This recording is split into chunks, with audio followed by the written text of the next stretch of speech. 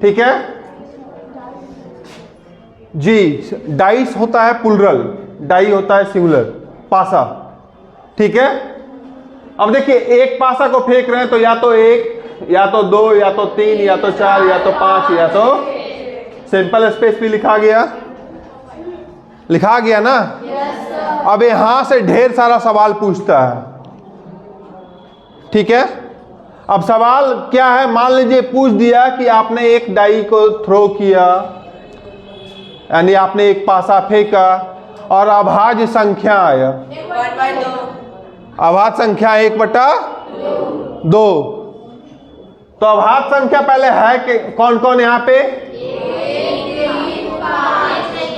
1 नहीं है, 2 3 5, 2 3 5, तो टोटल 3/6। ठीक है, अगला सवाल, सम अभाज्य संख्या आने की प्रायिकता 1/6। एकमात्र सम अभाज्य संख्या होती है 2। ठीक है, अब ये चीज आपका एमसीक्यू में चैप्टर 1 से भी पूछ लेता है। ठीक है, सम अभाज्य संख्या।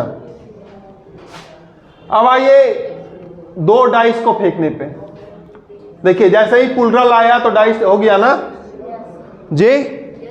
2 पासा एक साथ फेंक रहे हैं तो कुल कितना आएगा? 36।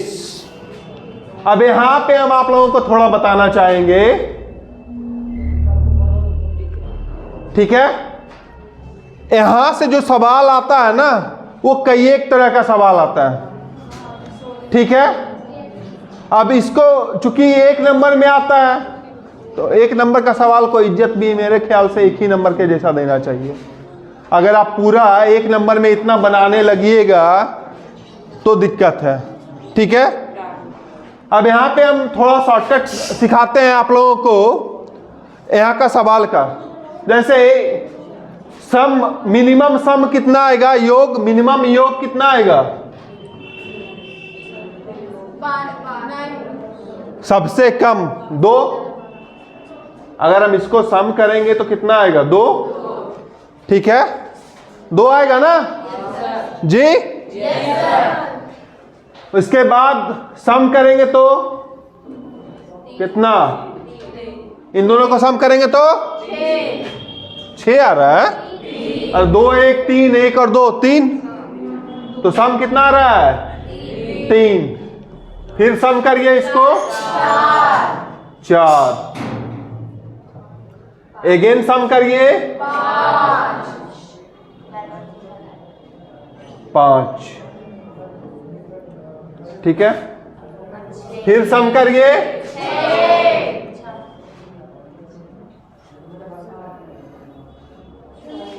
क्या आएगा आपका? 6। अब सम करिएगा तो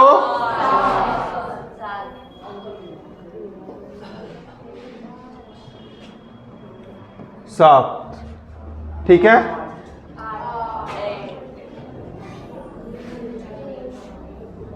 कितना? 8। ये कितना आएगा? 9।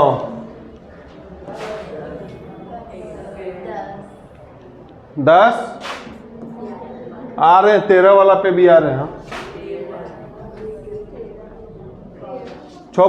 कितना? 11। और ये कितना? 12। यानी जो मिनिमम है वो आपका 2 आएगा और मैक्सिमम कितना आएगा? 12। तो पहला सवाल तो यही पूछ लेता है कि अगर आप 2 पासे को एक साथ फेंके तो 13 आने की प्रायिकता बताइए। आएगा कभी 13? नहीं आएगा ना। तो क्या हो जाएगा? 0, 0। ठीक है, लेकिन 13 तो आसानी से हम लोग निकाल लेंगे, लेकिन अगर पूछ दिया सम 6 आया तो उसका प्रायिकता बताओ। 5/36। सम 6 गिनो तो भैया, 1 2 3 4 5। ठीक है, 5/36। 36। तो देखो अब क्या इतना बड़ा टेबल बनाएंगे और गिनेंगे वहां? इतना समय नहीं है हमारे पास, इतना समय नहीं है। सिंपल सा बात है, जितना आया देखो 7 तक, कितना तक? 7 तक। जितना आया उसमें से 1 घटा लेना है। कितना घटाना है? 1। तो 2 का प्रायिकता, 2 आने का प्रायिकता हो जाएगा आपका 1/36। ठीक है, 2 आने तक का कितना हो जाएगा आपका? 1/36। यानी सम अगर आ रहा है तो सम n में से 1 घटा करके और 36 लगा देना है नीचे, आपका उत्तर हाजिर है। ठीक है, अब देखिए सम 3 आया, तो जैसे 3 में से 1 घटाएंगे तो क्या आएगा? 2/36। अब इतना तो आप देख ही सकते हैं ना ऑप्शन में कि 2/36 नहीं है तो 1/18 होगा जी। सम अगर 4 आया तो फिर से 1 घटाएंगे, 3/5 आया तो 4/36, 5/36। ठीक है, 6/36। अब ये तब आएगा आपका जब सम 7 तक है।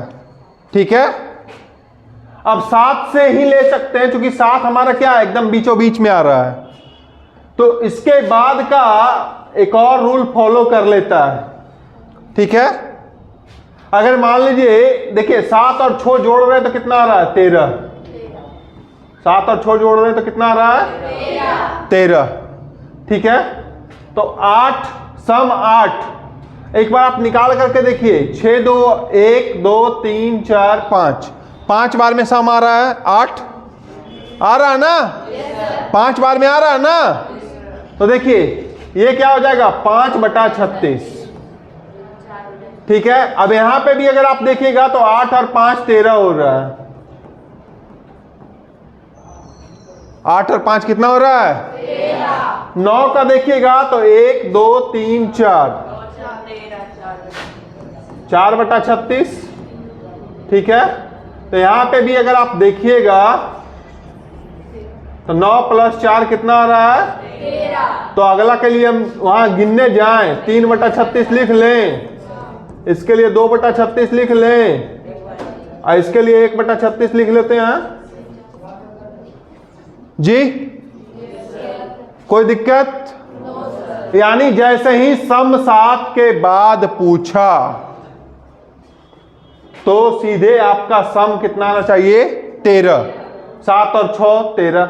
अब देखिएगा आपने निकाला 6/36, ऑप्शन में नहीं है, आप परेशान हो जाएंगे, उसको सिंप्लीफाई कर लीजिएगा, 1/6 होगा जरूर। ठीक है, अब थोड़ा सा ट्विस्ट सवाल में।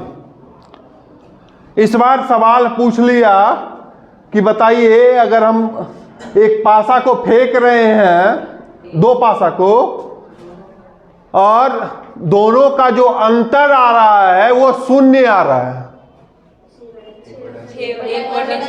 1/6, 6/36, क्योंकि सम जब आएगा तो फिर ये इधर से ले लिया ना, ये वाला जी। कोई दिक्कत? सम जब ऊपर जब सेम आएगा तभी ना डिफरेंस 0 होगा। अरे 1 1 आया पासा पर तो होगा 0, 2 2 आया तब होगा 0, 3 3 आया तब होगा 0, 4 4 आया तब होगा 0, 5 5 आया तब होगा 0, 6 6 आया तब होगा 0। कोई दिक्कत? कोई दिक्कत?